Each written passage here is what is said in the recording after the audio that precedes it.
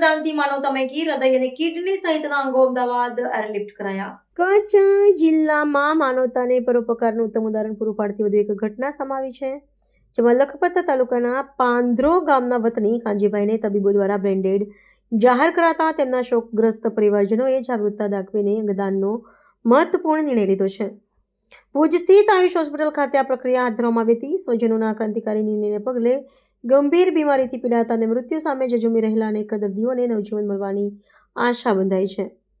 આ સેવા કાર્ય અંતર્ગત કાંજીભાઈની 2 કિડની, લીવર અને હૃદયનું દાન કરવામાં આવ્યું છે.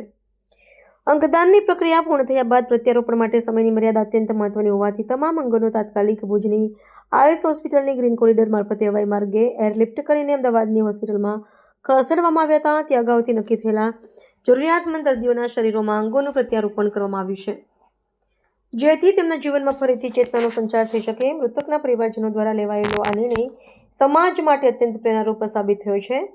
કચ્છ જેવા સરહદી વિસ્તારમાં અંગદાન પ્રત્યે વધી રહેલી લોકજાગૃતિ એ સૂચવે છે કે લોકો હવે દેહદાન અને અંગદાનનું મહત્વ સમજી રહ્યા છે. કાંજીભાઈ ભલે હવે આપણી વચ્ચે નથી, પરંતુ તેમના અંગો થકી અન્ય વ્યક્તિઓના જીવનમાં તેઓ હંમેશા જીવંત રહેશે અને તેમના ત્યાગને કારણે અનેક પરિવારોમાં ખુશીનો દીપક પ્રગટશે.